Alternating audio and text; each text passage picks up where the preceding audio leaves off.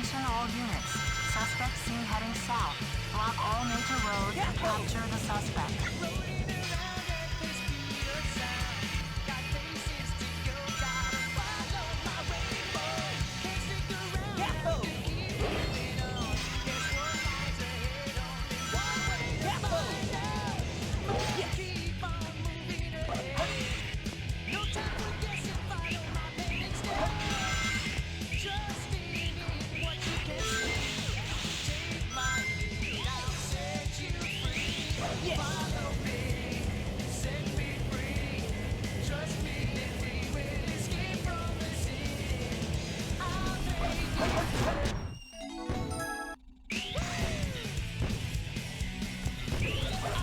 In the middle of a jump, press A button to perform the homing attack. Remember to aim for the enemy.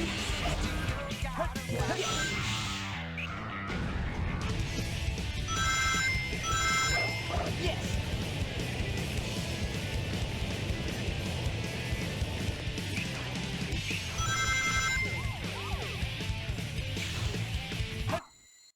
Yes! Hi, after each level I would like to try and include an explanation, this being the first of potentially many, so I hope you enjoy. And without any further ado, let's get right into it. After the third ramp, our goal is to hit the item box while avoiding the trolley. You can see we just barely avoid hitting the trolley. Any faster and I will hit the trolley, which will lose me 5 frames. After that, we want to jump over these speed paths. This is because whenever you hit a speed path, your movement gets locked. Looking at it in the level editor, you can tell it locks your movement for 100 frames. What this means is that you cannot move at all during those 100 frames. You can, however, jump. We cannot land on top of the rail without landing on the ground first, like you can see here in the History TAS from 2014, because we have to lose a significant amount of speed to hit the item box without hitting the train. So instead, what I do, as you can see right here, is I move against the wall so that I can drag along it, which allows me to land sooner. In order to see this better, you can see an example here in the Eternal Engine with Tails, where it is blatantly obvious you go down faster.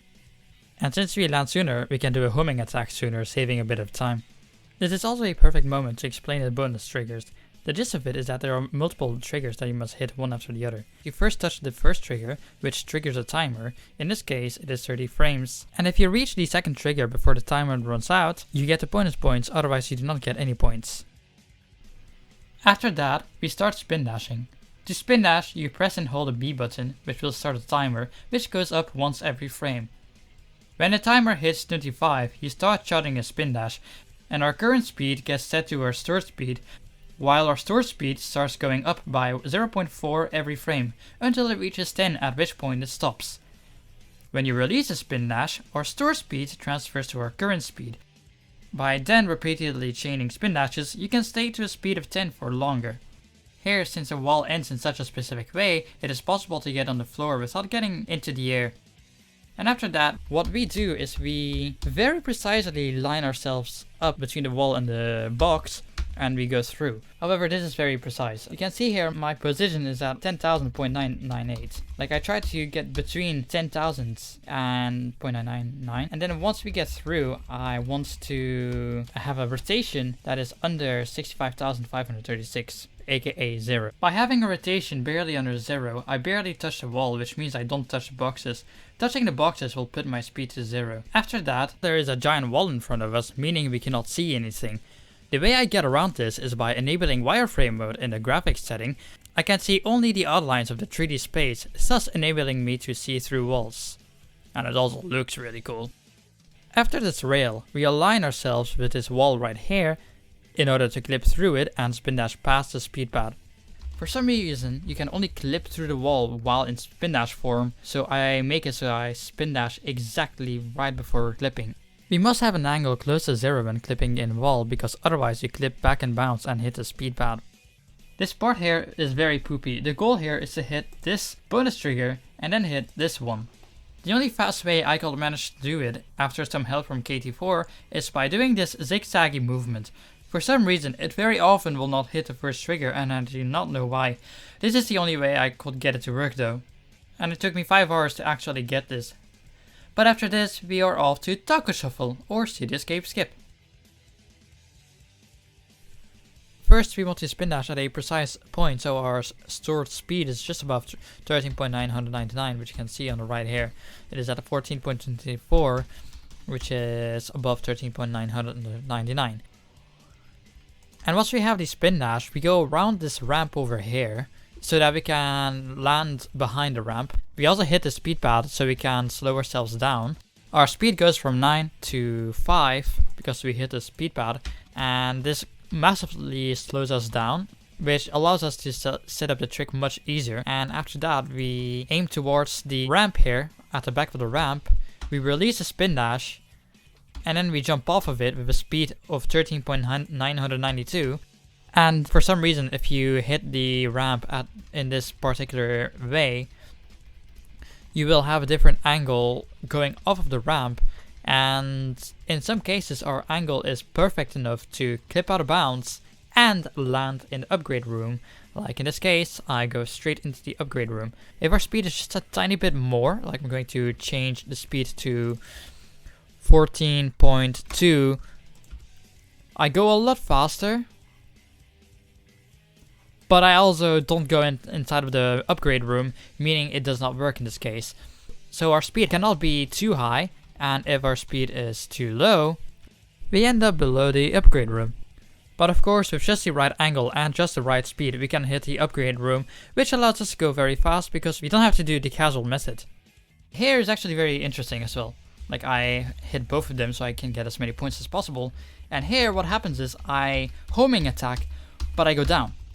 The reason for that is because Sonic is trying to homing attack towards this spring that's inside of the box, and since the spring is below him, he homing attacks down, and this allows me to go down so much faster, and it's very cool. And since we go down so fast, we can also start charging a spin dash, which persists during the upgrade cutscene. And after the upgrade, we continue charging our spin dash as if it never stopped. And here I want to have a speed of 6.0, which is the slowest speed I was able to get this to work with. We need speed so we can clip ever so slightly into this metal box so we can touch the spring inside of it and get out of this room.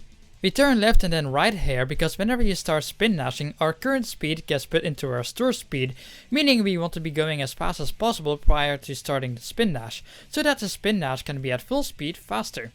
The bonus trigger here is very big, as since they are so big we can just spin dash past the first rail while still triggering the bonus. We can then spin dash off of the ledge in order to get on the rail fast without having to jump. Then after hitting these 3 bonus triggers to get the extreme point bonus, we are off into the truck section. And then here we can somersault in a very specific way, which allows us to stick to the ground. Here you can see just how bad it is not to stick to the ground. Over a second slower. Then, similar to the trick to get into the upgrade room, by tricking off this ramp from a different angle, we can clip out of bounds and land in a different part of the stage. Here we then touch the wall with our control stick facing the other way, which allows us to instantly turn backwards without losing too much speed. This is useful because we slow down less when walking backwards, meaning we can stay at a speed faster than the spin dash for longer, rather than being consistently below a speed of 10. We also trigger a spin dash right as we touch the speed pad so that we can homing attack into the gold ring, saving another couple of frames. Yes! Then, after 15 hours of TASing, this escape is done with 0 points to spare. Thank you for watching, and enjoy Bigfoot done by Modified Monkey. Goodbye. That was cool! This game of tag is boring. I'm out of here. Finally decided to show up, eh? Okay, bring it on! Spider Troop Bigfoot reporting to headquarters. Intruder has been located. Copy that.